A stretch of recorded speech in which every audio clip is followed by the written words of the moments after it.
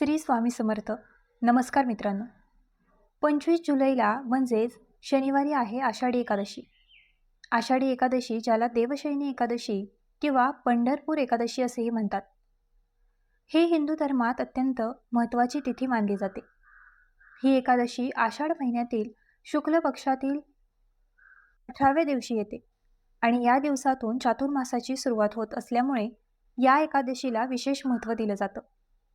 देवशयनी या शब्दाचा अर्थ असा आहे, जेव्हा देव भगवान विष्णू शयनी अवस्थेत प्रवेश करतात, जे गाढ निद्रा किंवा ध्यान अवस्थेत असते. या दिवशी भगवान विष्णू क्षीरसागर म्हणजेच दुधाचा महासागरमध्ये शेष सर्पावर गाढ निद्रा अवस्थेत प्रवेश करतात. तेव्हा याचे आध्यात्मिक महत्त्व हे खूप मोठे होते. हा दिव्य विश्रांतीचा काळ 4 महिने असतो, जो कार्तिक महिन्यातील प्रबोधिनी एकादशीला संपत असतो, ज्याला कार्तिकी एकादशी किंवा देव उठणी एकादशी म्हणून सुद्धा ओळखले जाते. आणि आपल्या महाराष्ट्रात आषाढी एकादशीला विशेष महत्त्व याचं कारण म्हणजे या दिवशी पंढरपूर येथे विठ्ठल रुक्मिणीच्या दर्शनासाठी लाखो वारकरी पायी दिंडी घेऊन जातात. ही वारी भक्ती, समर्पण आणि एकतेचे प्रतीक आहे. आषाढी एकादशीचे व्रत हे सर्वश्रेष्ठ मानले जाते. कुटुंबातील अगदी लहान मुलांपासून ते मोठ्यांपर्यंत सर्वजण हे व्रत करत असतात. कारण आषाढी एकादशीचे व्रत केल्याने वर्षातील सर्व एकादशीचे पुण्यफळ प्राप्त होते. तसेच या एकादशीचे व्रत केल्याने पापांचा नाश होतो आणि मोक्षप्राप्तीचा मार्ग सुकर होतो, अशी धार्मिक मान्यता आहे. पौराणिक कथेनुसार या व्रताचे महत्त्व भगवान विष्णूंनी स्वतः राजा बलीला सांगितले होते. या व्रतामुळे भक्तांना आध्यात्मिक उन्नती आणि सुख समृद्धी प्राप्त होते. तसेच मनातील सर्व इच्छा, मनोकामना या देखील पूर्ण होतात. या आषाढी एकादशीच्या दिवशी वातावरणात सकारात्मक लहरी या खूप जास्त प्रमाणामध्ये सक्रिय असतात आणि म्हणून या दिवशी व्रतासोबतच विष्णूंच्या पूजेसोबतच खास काही प्रभावी उपायसुद्धा केले जातात. आज या व्हिडिओमध्ये मी तुम्हाला एक अतिशय प्रभावी असा उपाय सांगणार आहे. शनिवारी आषाढी एकादशीला तुम्ही उपवास नाही केला तरीही चालेल, पण गाईला खाऊ घाला ही एक वस्तू. सर्व अडचणीतून मार्ग मिळेल. एका रात्रीत सोन्यासारखे दिवस येतील. 7 पिढ्यांचे दारिद्र्य नष्ट होऊन कितीही कठीणातील कठीण इच्छा ही तुमची पूर्ण होईल. रखडलेली कामे पूर्ण होतील. तर अशी कोणती वस्तू आहे जी तुम्हाला या आषाढी एकादशीला गाईला खाऊ घालायची आहे? कोणत्या वेळेत हा उपाय करायचा आहे? याबद्दलची संपूर्ण माहिती या व्हिडिओमध्ये मी तुमच्यासोबत शेअर करणार आहे. त्यामुळे तुम्ही हा व्हिडिओ स्किप न करता शेवटपर्यंत नक्की पहा. चॅनलवरती नवीन असाल तर सबस्क्राईब करा आणि असेच माहितीपूर्व नवनवीन व्हिडिओ पाहण्यासाठी बेल आयकॉनलाही प्रेस करा. म्हणजे जेव्हा कधी मी नवीन व्हिडिओ अपलोड करेल त्याचं नोटिफिकेशन सर्वात अगोदर तुम्हाला भेटेल आणि तुम्ही एक पण व्हिडिओ मिस करणार नाही. तसेच व्हिडिओला एक हाईप देखील द्या. आज या व्हिडिओमध्ये मी तुम्हाला जो उपाय सांगणार आहे, तर हा उपाय आपल्याला आषाढी एकादशीला करायचा आहे. अगदी सकाळपासून ते संध्याकाळपर्यंत जेव्हा केव्हा तुम्हाला शक्य होईल तेव्हा फक्त ही एक वस्तू गाईला खाऊ घालायची आहे. जो व्यक्ती मनोभावे या दिवशी गायीची सेवा करतो, गाईलाही एक वस्तू खाऊ घालतो, त्याच्यावर गोमाता संतुष्ट होऊन त्या व्यक्तीला दुर्लभ असा वर प्रदान करते. या सेवेने देवी लक्ष्मी, भगवान श्रीहरी विष्णू हे आपल्यावरती प्रसन्न होतात. आषाढी एकादशीच्या दिवशी गोसेवेला अनन्यसाधारण महत्त्व आहे. कारण आपल्या शास्त्रामध्ये असे म्हटले गेले आहे, ज्याच्या घरी गाय त्याच्या घरी विठ्ठलाचे पाय. आणि आषाढी एकादशी ही आपल्याला विठ्ठलाला समर्पित आहे. भगवान श्रीहरी विष्णू हे विठ्ठलाचेच एक अवतार आहेत आणि म्हणून या दिवशी गायीची सेवा ही प्रत्येक घरामध्ये आवर्जून केली जाते. या दिवशी गायीची पूजा केल्याने या आषाढी एकादशीचे पुण्यफळ प्राप्त होते. मानसिक शांतता मिळते आणि विठ्ठलाची कृपा ही प्राप्त होते. एवढेच नाही तर गायीच्या शरीरात 33 कोटी देवतांचा वास असतो. त्यामुळे आषाढी एकादशीच्या दिवशी गायीच्या सेवेने सर्व देवतांची पूजा केल्याचे पुण्य प्राप्त होते. आणि म्हणून आपल्याला या दिवशी हा जो उपाय आहे तर हा आवर्जून करायचा आहे. कारण या आषाढी एकादशीच्या दिवशी गोसेवेचं खूप मोठं धार्मिक महत्त्व आहे. जर भरपूर दिवसापासून तुमच्या मनामध्ये एखादी इच्छा असेल आणि तुमची इच्छा पूर्ण करण्यासाठी तुम्ही भरपूर प्रयत्न करत असेल, तर तुमची कोणतीही इच्छा पूर्ण होत नसेल, तर आपल्या मनातील कितीही कठीणातील कठीण इच्छा ही ताबडतोब पूर्ण करण्यासाठी हा उपाय खूप जास्त प्रभावी मानला जातो. मग तुमची इच्छा नोकरी प्राप्तीबद्दल असेल, धनप्राप्तीबद्दल असेल, मुलांची प्रगती होण्याबद्दल असेल किंवा घर खरेदी करण्याबद्दल तुमची इच्छा असेल किंवा कर्जमुक्ती होण्याबद्दल किंवा इतर शारीरिक, मानसिक तुमची कोणतीही इच्छा असेल, तर ती पूर्ण होण्यासाठी हा उपाय तुम्ही आवर्जून करा. त्याचबरोबर जर तुमच्या घरामध्ये सतत पैशांच्या आर्थिक अडचणी येत असतील, घरात पैसा टिकत नाही, सतत इतरांकडून तुम्हाला उसने पैसे घेण्याची वेळ येत असेल, तुमच्या कष्टाला आणि मेहनतीला यश मिळत नसेल, कोणतीही गोष्ट ही तुमच्या मनासारखी घडत नसेल, तर या आषाढी एकादशीच्या दिवशी हा उपाय तुम्ही न चुकता करा. हा उपाय केल्याने 100% फळ तुम्हाला प्राप्त होईल. तसेच हा उपाय केल्याने तुम्हाला प्रत्येक कामात यश मिळेल. तुमची अडकलेली सर्व कामे पूर्ण होतील आणि सर्व अडचणीतून तुम्हाला मार्ग मिळेल.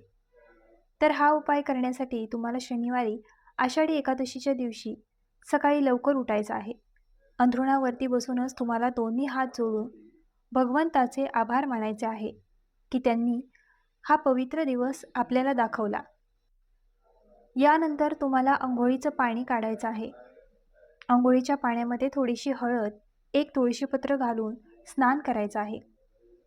यानंतर स्वच्छ कपडे परिधान करून देवघरातील देवांची विधिवत पूजा तुम्हाला करून घ्यायची आहे. विष्णूंची मूर्ती असेल, विठ्ठलाची मूर्ती असेल किंवा बाळकृष्णांची मूर्ती असेल तर तुम्ही त्या मूर्तीवरती अभिषेक करायचा आहे. फोटो असेल तर फक्त पुसून काढा. यानंतर त्यांना पिवळ्या रंगाची फुले, फळे, पिवळ्या रंगाचा नैवेद्य, तुळशीपत्र अर्पण करायचं आहे.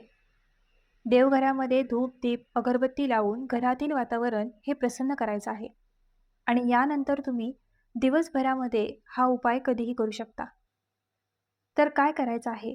थोडंसं वाटीमध्ये कुंकू घ्यायचं आहे आणि त्या कुंकवाचा गंध तयार करायचा आहे. थोडंसं पाणी टाकून तुम्ही गंध तयार करू शकता. यानंतर तुम्हाला तुमचा मुख्य प्रवेशद्वारावरती त्या कुंकवाच्या गंधाने एक स्वस्तिक काढायचं आहे आणि त्या स्वस्तिकला हळद, कुंकू, अक्षदा तुम्हाला अर्पण करायचे आहे आणि धूप किंवा अगरबत्ती तुम्हाला ओवाळून घ्यायची आहे.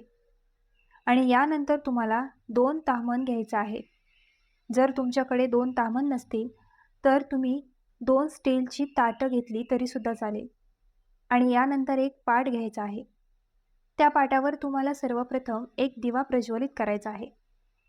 दिवा प्रज्वलित केल्यानंतर त्या पाटावर आपल्याला भगवान विष्णूंची मूर्ती असेल किंवा विठ्ठलाची मूर्ती असेल तर ती ठेवायची आहे.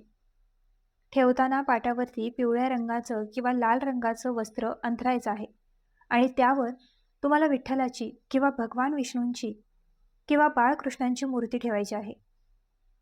आणि हा उपाय आपल्याला आपल्या देवघरासमोरच करायचा आहे. त्यामुळे सर्वप्रथम पाटावरती एक दिवा प्रज्वलित करून घ्यायचा आहे. यानंतर आपण जी 2 ताम्हण घेतलेली आहेत किंवा जी 2 ताटं घेतलेली आहेत तर त्यामध्ये आपल्याला कुंकवाने एक एक स्वस्तिक काढायचं आहे. पहिल्या ताटातलं स्वस्तिक हे भगवान विष्णूंसाठी आणि दुसऱ्या ताटातलं स्वस्तिक हे माता लक्ष्मीसाठी, असे तुम्हाला 2 ताटांमध्ये 2 स्वस्तिक काढायचं आहे. कुंकवाने त्यानंतर स्वस्तिकला मधले 4 बिंदू आणि कडाच्या 2 लाईनसुद्धा घ्यायच्या आहेत. त्या स्वस्तिकला हळद, कुंकू, अक्षदासुद्धा अर्पण करायचे आहे. यानंतर तुम्हाला गुळाचे 2 खडे घ्यायचे आहेत आणि त्या स्वस्तिकच्या मधोमध तुम्हाला हे 2 गुळाचे खडे जे आहेत तर ते ठेवायचे आहेत. एका ताम्हणामध्ये आपण जे स्वस्तिक काढायचं आहे तर त्या स्वस्तिकच्या मधोमध एक गुळाचा खडा ठेवायचा आणि दुसरा ताम्हण आहे तर त्यामध्ये जे स्वस्तिक काढलं आहे तर त्या स्वस्तिकवरती एक गुळाचा खडा ठेवायचा आता तुम्हाला नक्की समजलं असेल कुठे ठेवायचं आहे.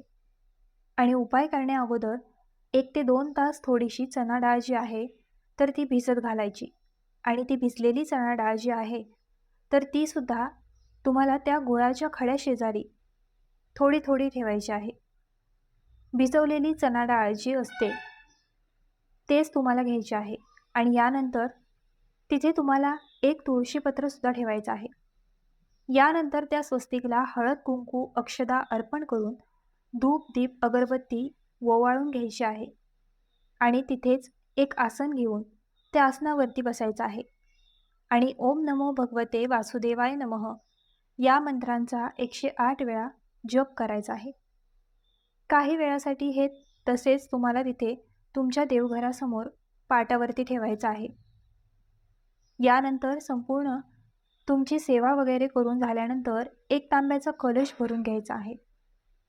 कलशामध्ये शुद्ध पिण्याचं पाणी असावं. त्या पाण्यामध्ये थोडीशी हळद टाकायची आहे. गंगाजल असलं तर थोडंसं गंगाजलसुद्धा टाकायचं आहे. आणि या दोन्ही स्वस्तिकच्या जवळ आपण ताटामध्ये जो गुळाचा खडा आणि चण्याची डाळ ठेवली होती, तर ते दोन्ही उचलून एका वाटीमध्ये काढून घ्यायचं आहे. आणि यानंतर हळद कुंकू घेऊन या सर्व वस्तू तुम्हाला घेऊन गायीपाशी जायचं आहे. गायीपाशी गेल्यानंतर सर्वप्रथम तुम्हाला गायीच्या पायावरती हे पाणी टाकायचं आहे. गायीला हळद कुंकू लावायचं आहे. आणि यानंतर जी भिजवलेली चणा डाळ आणि गूळ आपण वाटीमध्ये घेऊन आलेलो आहे, तर ते तुम्हाला तुमच्या हाताने गायीला खाऊ घालायचं आहे.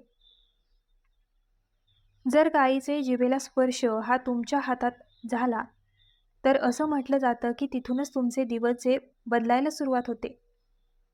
तुमचं संपूर्ण आयुष्य हे बदलून जातं. आयुष्यात भाग्योदय होतो. तुमचं नशीब हे तुम्हाला साथ द्यायला लागते. म्हणून शक्य असेल तर बघा, तुमच्या हातामध्ये घ्या. जसं तुम्हाला मी थांबवेल मध्ये दाखवलेलं आहे. बघा, तुमच्या हातामध्ये घ्या. तर अशा पद्धतीने ही चणा आणि गूळ हातात घ्या आणि या पद्धतीने तुम्ही गाईला खाऊ घालू शकता. ते शक्य नसेल तर वाटीमध्ये तसंच ठेवलं तरीसुद्धा चालेल. यानंतर काय करायचं आहे, गाईला स्पर्श करायचा आहे आणि गाईच्या पाठीवरून हात फिरवायचा आहे. गाईला 11 प्रदक्षिणा सुद्धा करायच्या आहेत. प्रदक्षिणा करत असताना ओम नमो भगवते वासुदेवाय नमः या मंत्रांचा जप करायचा आहे. असं म्हटलं जातं की जर आपण या दिवशी गाईला प्रदक्षिणा केल्या, तर आपल्याला पृथ्वी प्रदक्षिणा केल्याचं पुण्य प्राप्त होतं. गाईला स्पर्श केल्याने आपल्या घरातील वास्तुदोष हा देखील दूर होतो आणि आपल्या सर्व इच्छा, मनोकामना ह्या देखील पूर्ण होतात. आता हे सगळं करून झाल्यानंतर काय करायचं आहे, गाईच्या पायाखालची जी माती असते, तर ती थोडीशी माती तुम्हाला उचलून घरी आणायची आहे. ती एका वाटीमध्ये घेऊन आपल्या घरामध्ये ठेवायची आहे. घरामध्ये ठेवली तर चालेल. जेव्हा तुम्ही गाईच्या पायाखालची माती आपल्या घरात आणता, तेव्हा घरातील प्रखर पितृदोष, वास्तुदोष, ग्रहदोष, नकारात्मक ऊर्जा, नजरबाधा यांसारखे सर्व दोष जे आहेत, तर ते आपल्या घरातून निघून जातात. आपलं घर हे पवित्र आणि सकारात्मक ऊर्जेने भरून जातं. त्यामुळे हा उपाय आपल्याला आवर्जून करायचा आहे. दुसऱ्या दिवशी ही माती तुम्ही तुळशीच्या कुंडीमध्ये किंवा इतर झाडाच्या कोणत्याही कुंडीमध्ये टाकून दिली तरीसुद्धा चालेल. पण हा एक उपाय तुम्हाला आवर्जून या आषाढी एकादशीला करायचा आहे. खूप जास्त प्रभावी असा हा उपाय आहे. त्यामुळे तुम्ही प्रत्येकाने हा उपाय आषाढी एकादशीला नक्की करून पहा. तुम्ही ही छोटीशी सेवा जी आहे, तर ती तुमच्या आयुष्याचं सोनं करेल. जर या दिवशी तुम्हाला ते शक्य झालं नाही, तर जेव्हा तुम्ही घरातून बाहेर जाल, तेव्हा केव्हा तुम्हाला रस्त्यावर एखादी गाय दिसली, तर तिला कमीत कमी हिरवा चारा तरी नक्की खाऊ घाला. तरीसुद्धा विठ्ठलाची कृपा ही तुम्हाला प्राप्त होईल. किंवा तुमच्या घरावर जर गाय आली, तर तिला गुळाचा खडा आणि चपाती ही नक्की खाऊ घाला. आता असं म्हणू नका की या दिवशी एकादशी आहे, म्हणजे गाईचा सुद्धा उपवास असतो किंवा देवांचा उपवास असतो. तर असं नसतं. उपवास हा कधीच देवांना नसतो. उपवास हा मनुष्याला असतो. देवांना उपवास नसतो म्हणून तुम्ही देवांना नैवेद्य दाखवताना सुद्धा चणा डाळ आणि गुळाचा नैवेद्य दाखवू शकता आणि गाईला सुद्धा खाऊ घालू शकतात. तर अशा पद्धतीने आपल्याला हा छोटासा जो उपाय आहे, तर तो आषाढी एकादशीला करायचा आहे.